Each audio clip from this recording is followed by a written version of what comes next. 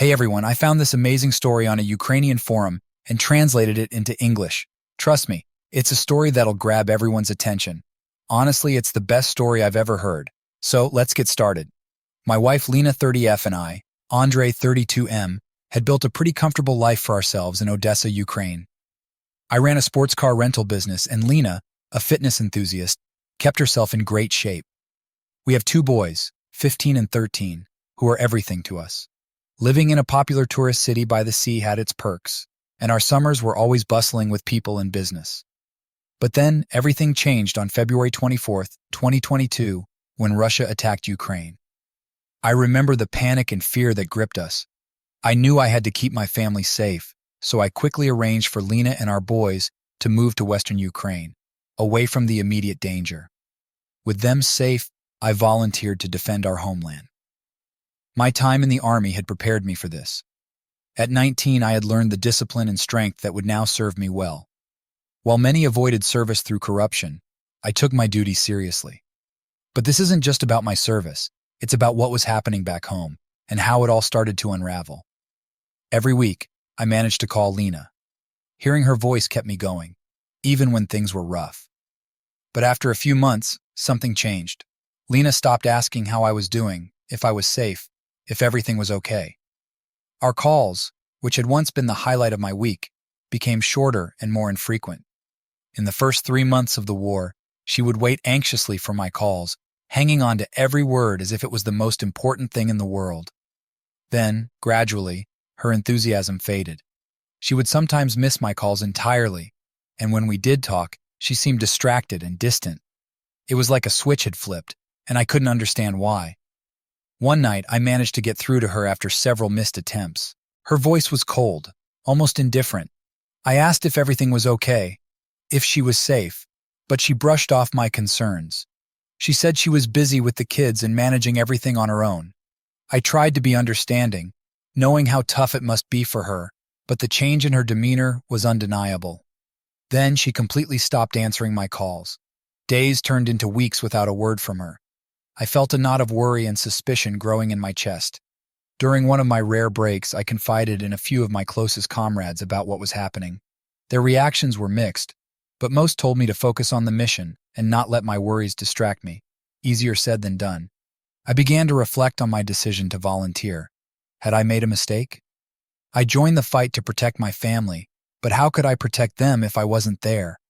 I had left Lena and the boys behind to fend for themselves, and now it felt like they were slipping away from me. The distance between us wasn't just physical anymore. It was emotional and growing wider by the day. I replayed our last conversations over and over in my mind, searching for clues or signs I might have missed. Had there been something in her voice, something in her words that I had overlooked?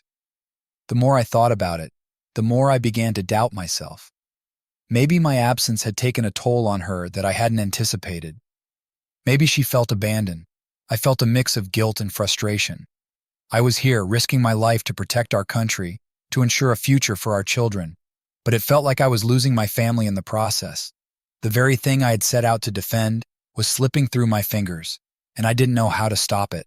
Was my sacrifice in vain? Was my family better off with me at home instead of on the front lines? As I lay awake at night, the sounds of war around me, I couldn't shake the feeling that something was terribly wrong. I needed to know what was happening, to understand why Lena had changed so drastically. But how could I do that from so far away? How could I bridge the gap that had grown between us? I tried to brush off the suspicion, telling myself it was just the stress of the situation. But a part of me couldn't let it go. I started noticing small changes in her behavior. She seemed distant and less interested in our conversations. I tried to chalk it up to the stress of the war and the separation, but it gnawed at me. 2 months after the misunderstandings with Lena, everything took a drastic turn. We were in the middle of a skirmish, the kind where chaos reigns and survival is a minute-by-minute gamble. Out of nowhere, a blast went off nearby. I felt a sharp pain in my leg and looked down to see blood pouring out. A piece of shrapnel had embedded itself in my flesh. The pain was unbearable, a searing heat that felt like my leg was on fire. As I lay there on the ground, my comrades rushing to get me to safety, a strange clarity washed over me. It was in that moment, with the prospect of death looming over me, that I realized how much I wanted to live. It's funny how war has a way of stripping things down to their essentials. Everything superficial fades away, and you're left with the raw desire to keep breathing, to keep fighting for another day. I thought of my boys, my family, and even Lena, despite everything that had happened. I wanted to survive, not just for me, but for them too. After the initial treatment on the battlefield, I was evacuated to a hospital in Ukraine. The doctors told me I was lucky. The shrapnel had missed any major arteries, but I would need extensive rehabilitation to regain full use of my leg. They offered me two options. I could do the rehabilitation in Ukraine for free or go to Germany at my own expense. Given the state of things, I opted for Germany, believing it was my best chance for a full recovery. I had a friend back in Odessa who agreed to help me sell everything I owned. The money I got from selling my business and belongings would be enough to live comfortably in Germany for several years. It was a tough decision, but necessary. I needed to focus on getting better, and this was the best way to do it. Throughout my time in the Ukrainian hospital, I tried reaching out to Lena. I called her parents, hoping they would pass on the message. I wanted her to know what had happened, to see if she would come and support me, but she never came. I spent 2 weeks in that hospital, waiting for a call, a visit, anything. But there was only silence. Her absence was a heavy weight on my chest, adding to the physical pain of my injury. When I finally arrived at the rehabilitation center in Germany, it was like stepping into another world. The facilities were state-of-the-art, and the staff was incredibly supportive. I arranged for Lena to come to be with me, hoping that maybe, in a new environment, we could find a way back to each other. She told me she didn't have the money to make the trip, so I sent her the funds, hoping she would make the effort. But as I sat there, waiting for her arrival, days turned into weeks, and she still didn't come. The disappointment was crushing. I had hoped that this new beginning would be a chance to mend things between us, but it seemed like that hope was slipping away. Sitting in that rehabilitation center for 2 days, I had a lot of time to think. I realized how much my world had changed because of this war. Russia's decision to invade had upended my life in ways I never could have imagined. But it wasn't just the war. I started to wonder if I had made the wrong decision by volunteering. Was I trying to be a hero, only to end up forgotten and alone? I had wanted to protect my family, but it felt like I was losing them in the process. As I sit here now writing in this notebook, I'm not sure why I'm doing it. Maybe it's a way to make sense of everything, to tell my story someday, even if it's anonymously.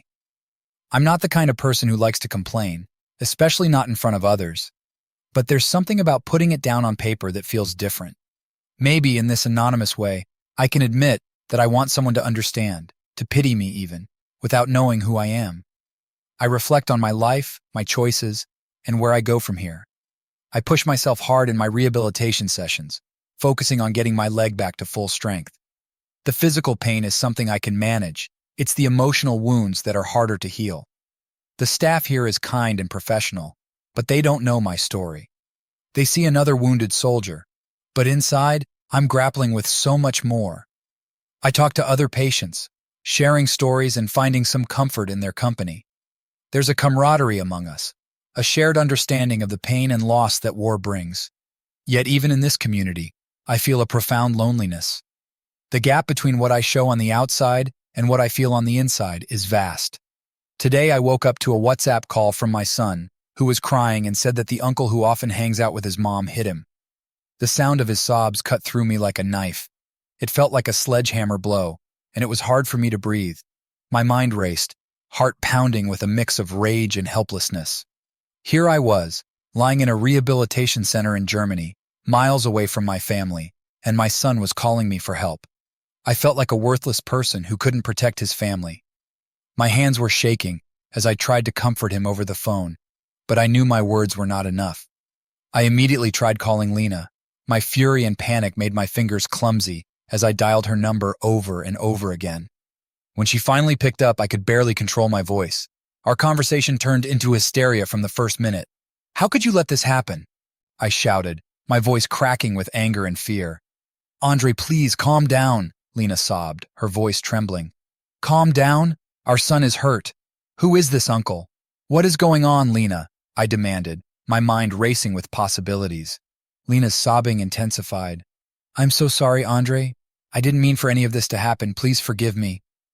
Her pleas for forgiveness only confused me more. Was she in trouble? Was she cheating on me? I just didn't get it. Her words were a mess of apologies and excuses, and by the end of the call, I still didn't understand anything. The conversation left me more bewildered and enraged. Why can I go to my family, you might ask? Because I'm still in rehabilitation, and it's hard for me to walk. Plus, I might be getting paranoid, but I don't want my sons and wife to see me weak. My pride and fear of appearing vulnerable have kept me here. All my friends are either at war or simply can't leave Ukraine. I've never felt so helpless. Stuck in this hospital bed miles away from those I love, unable to do anything but wait and hope for things to improve. Desperate and running out of options, I decided to tell everything to my mom. I asked her to take the kids to her place. She was still in Ukraine, but women were allowed to leave the country. Without hesitation, she agreed and set off to pick up the kids. But what happened next was beyond anything I could have anticipated. My mom made it to the house where Lena and the kids were living, which was in Slovakia. Lena didn't know she was supposed to come. When my mom arrived, a man came out of the house. He looked angry and confrontational. He drove my mom away, yelling at her, telling her she had no business being there. It was an emotional scene, my mom standing her ground, insisting she was there for her grandchildren. But this man, whoever he was relentless. He forced her to leave, and she had no choice but to back off, tears streaming down her face as she called me, her voice breaking with the weight of the encounter. After being driven away, my mom didn't give up. She called the kids who were attending language courses nearby. She managed to get them out of their classes and into her car. The relief in her voice when she told me she had them was palpable. They drove straight to me, a journey filled with nervous anticipation. I could only imagine the tension and fear they felt, but I was so grateful they were on their way to me. About 2 hours after my mom took the kids, my phone rang. It was Lena. Her voice was different, strained and frantic. In the background, I could hear a man shouting. The call was filled with threats and accusations. "You have no right to take the kids," the man bellowed. "You'll pay for this, Andre. You don't know who you're messing with." I tried to keep my composure, but my mind was a whirl of fear and anger. "Who are you?" I yelled into the phone. "What do you want with my family?" The man's threats continued, each word like a punch to my gut. Lena was crying in the background, her sobs mingling with his aggressive tirade. I felt powerless, trapped in this hospital bed, unable to do anything but listen. The situation was spiraling out of control, and I didn't know what to do. My world was collapsing, and I was stuck, helpless to protect my family from the chaos that had engulfed them. My mind raced with 1,000 thoughts, each one darker than the last. I knew I had to do something, but what? My physical condition kept me from rushing to their aid, and my distance made it difficult to intervene. I had never felt so frustrated, so utterly powerless. I needed a plan, some way to protect my children and ensure their safety. Honestly, I hadn't seen my children for more than 6 months, and it was incredibly hard. I missed their laughter, their questions, even their arguments. I was terrified to show myself to them in this state, perceiving my injuries and my struggle to walk as weakness. I didn't sleep all night, tossing and turning, thinking about how I would meet them. How would they react to seeing me like this? Would they understand why I had to leave? Why I wasn't there for them? My mind was a storm of anxiety and fear. When my mom and the boys finally made it to me, it was a sight that would have brought anyone to tears. My mom was holding back her own tears as she guided the boys into my room. My oldest, looking more grown up than I remembered, was trying to be strong, while my younger one couldn't hold back his tears. Seeing them, I felt a mix of overwhelming joy and crushing guilt. I opened my arms, and they ran to me, clinging tightly, crying and asking why I had to go. It was an emotional reunion, filled with hugs, tears, and so many unspoken words. If you're an empath, you would have cried right along with us. Because I had nowhere to settle the children, they went to Western Ukraine, where it was safer, together with their grandmother. It was a bittersweet moment, watching them leave again, but knowing they were going somewhere secure. My mom promised to take good care of them, and I knew she would. I felt a little better knowing they were out of harm's way, even if it meant being separated from them once more. Once everything settled down a bit, I started to feel much better. The constant anxiety of not knowing where my children were or if they were safe had lifted, and I could finally focus more on my rehabilitation. It was still hard, but I had a renewed sense of determination. I arranged a meeting with Lena. In a couple of days, she would come to the rehabilitation center. Honestly, I allowed myself to cry once because this was a person I was ready to protect 6 months ago, even if I had to die defending her, and now she was someone I didn't know. How had things gotten so bad between us? I needed answers, and I needed to see her face to face to understand what had happened. The days leading up to the meeting were filled with preparation. I tried to get as strong as I could, working harder in my therapy sessions. I wanted to be able to stand, to look her in the eyes without feeling like a shadow of my former self. I rehearsed what I wanted to say, but the words never seemed right. I didn't sleep much, anxiety gnawing at me as I anticipated the confrontation. The day finally came. I was sitting in the common area of the rehabilitation center, my heart pounding as I waited for her. She walked in, and with her was the man who had threatened me on the phone. Seeing them together felt like a punch to the gut. He was an overweight guy, clearly not used to confrontation. My anger flared, and I couldn't help but think how she could choose this pig over me. It was an emotional and intense conversation. Lena looked like she was going to cry. She told me she had no choice, that she was lost and scared. She said I had left her alone, that she felt abandoned. She said she was going to take the kids, and they would be a complete family without me. Her words were like a slap in the face.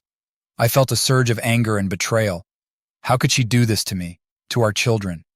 I told her I wouldn't let her take everything from me. I would fight for our kids no matter what. The confrontation left me drained. I had hoped for some kind of resolution, but instead, I was faced with a reality I wasn't prepared for. Lena had changed, and not for the better. The man she was with wasn't worth fighting, but I would fight for my children with everything I had. The days following the meeting were filled with legal consultations and planning. I couldn't afford to let my guard down. My kids needed me, even if I was in this state. I had to find a way to protect them, to keep them safe from the mess our lives had become. Every day, I pushed myself harder in therapy. I had to be strong, not just for myself, but for my boys. They needed to see that I wasn't giving up, that I was fighting for them. It was a long road ahead, but I was determined to walk it, no matter how difficult it might be. I still don't fully understand how things went so wrong. I think about it constantly, replaying every moment, every decision. Maybe if I had stayed, things would be different. But there's no point in looking back with regret. I made my choices, and now I have to deal with the consequences. It's been a month since the last time I wrote anything. A lot has happened, and I needed some time to process everything.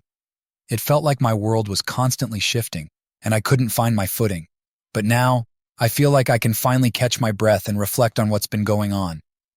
I feel much better now, physically at least. The progress I've made in my rehabilitation has been nothing short of miraculous. I no longer need a cane to walk, and each step I take feels more stable and confident. The pain in my leg has subsided significantly, and I'm regaining the strength I thought I had lost forever.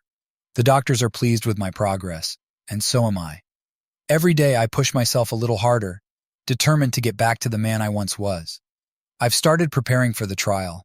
It's been a grueling process, emotionally draining and mentally exhausting, but it has to be done. I'm currently talking to a lawyer who specializes in family law. He's a no-nonsense kind of guy, exactly what I need right now. He's been guiding me through the legal maze, helping me gather evidence and build a strong case. We've been going over every detail, every bit of information that could help me win custody of my children. It's overwhelming, but knowing that I have a competent professional by my side gives me some peace of mind. I was wondering whether to write this here or not, but it feels like I need to get it off my chest. My mom brought me some things from Ukraine, a bittersweet reminder of home. Among them was my wife's old phone. At first, I hesitated to even look at it, but curiosity got the better of me. I charged it, turned it on, and when I did, I opened Instagram. Her account was still logged in. It was like looking for sand and finding gold. Everything was there, all the evidence of my wife's infidelity. Do you want to know how soon she started talking to another man? A month, damn it. A month after I left to fight for our country, for our family's future, she was already seeking comfort in someone else's arms. This is fucked up. Scrolling through the messages, the photos, and the comments felt like a punch to the gut. There were flirtatious exchanges, late-night chats, and pictures of them together that made my blood boil. It was all there, plain as day.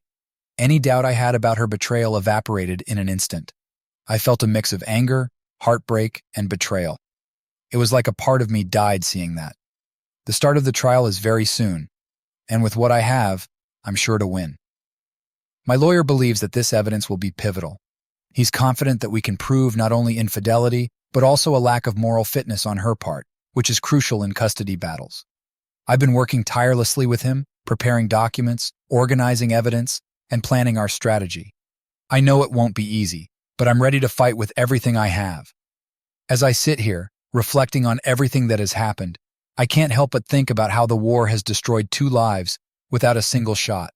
I went to fight for my country, to protect my family, and in doing so, I lost them. The war didn't just ravage the land and take lives.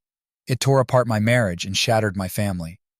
It feels like a cruel irony that while I was out there risking my life, the very foundation of my personal life was crumbling away. I think about the man I was before all of this started. I was confident, strong, and sure of my place in the world. Now, I feel like a shadow of that person, struggling to rebuild my life from the ruins. The physical wounds will heal, but the emotional scars are much deeper.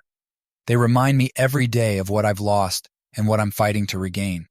To anyone reading this, I want you to know that it's okay to feel broken.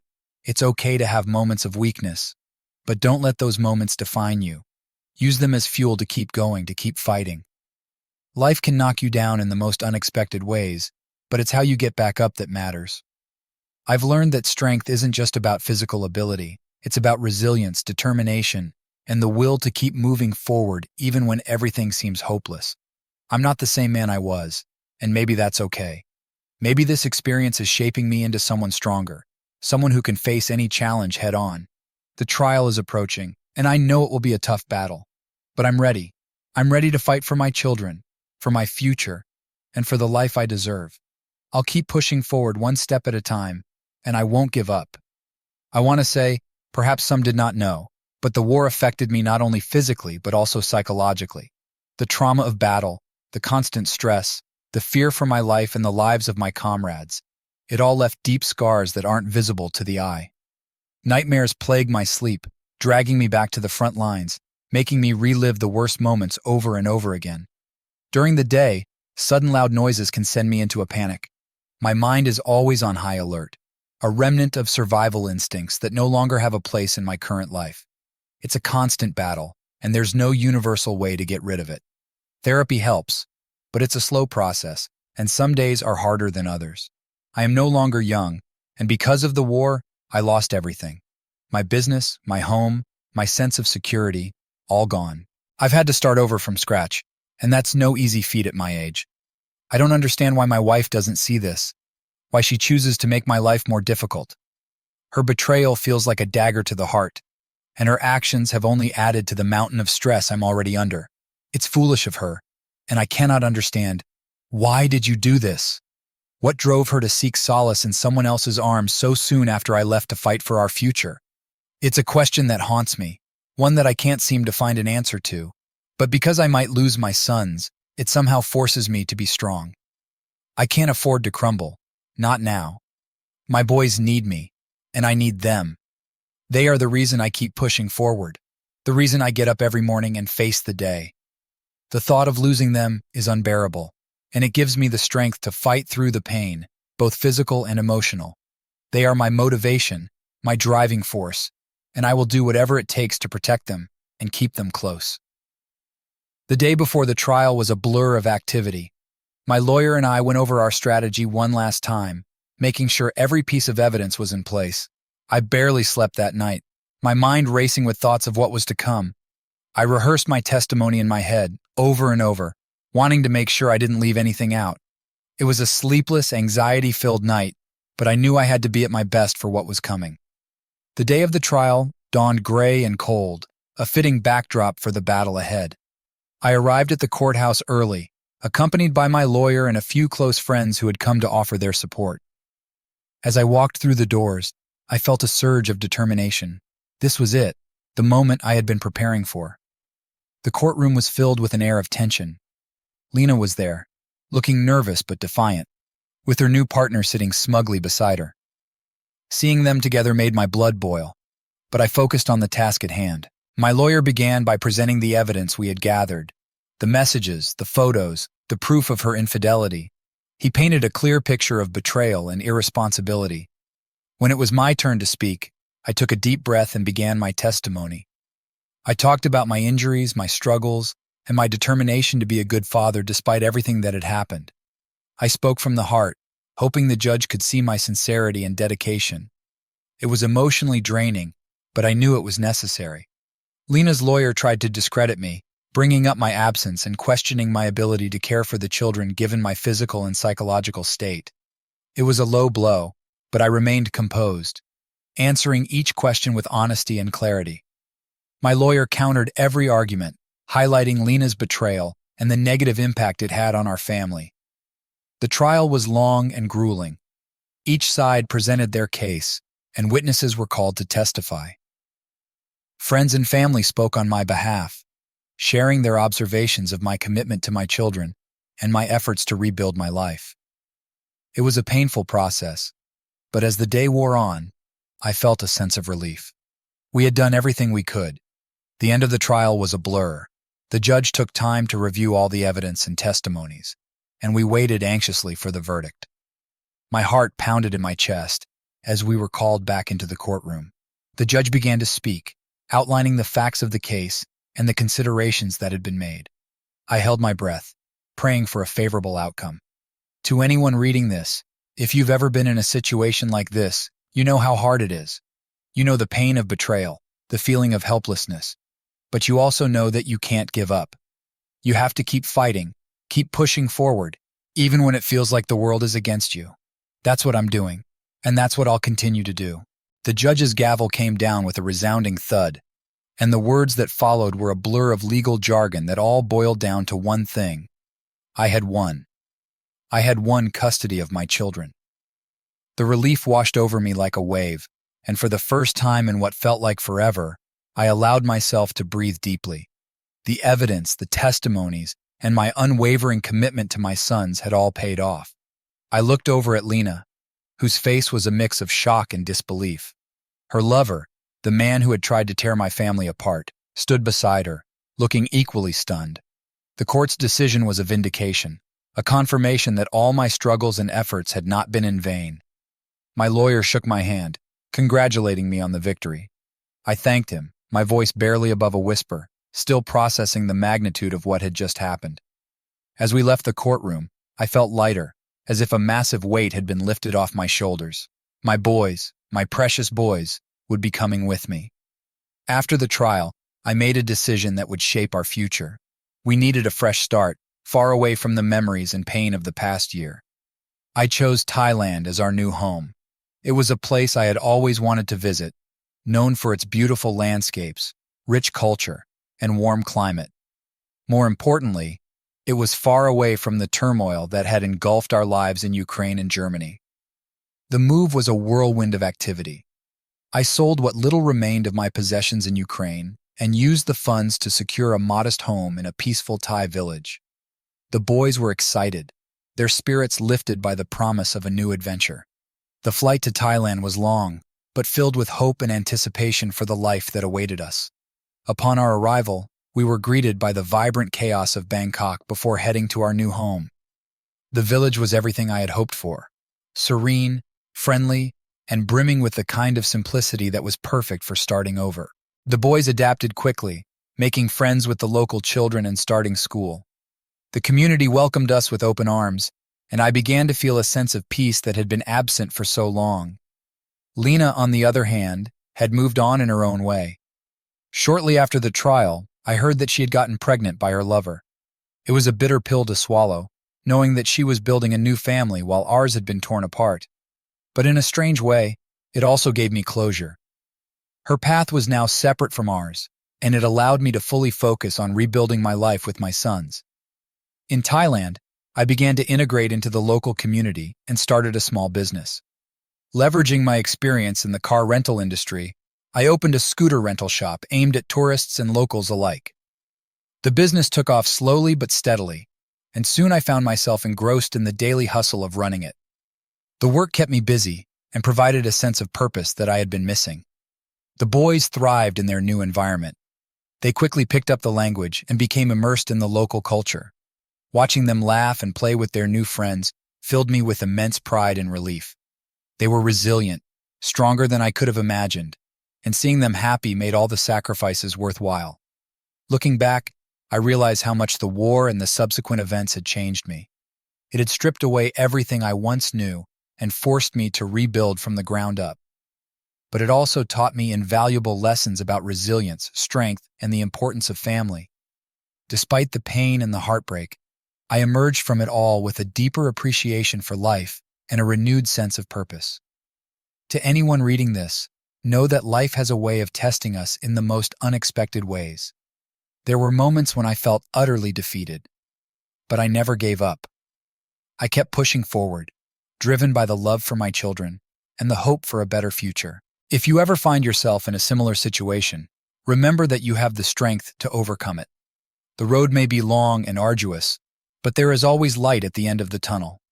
Now, as I sit on the porch of our new home, watching the sun set over the lush Thai landscape, I feel a profound sense of peace. My boys are safe, happy, and thriving.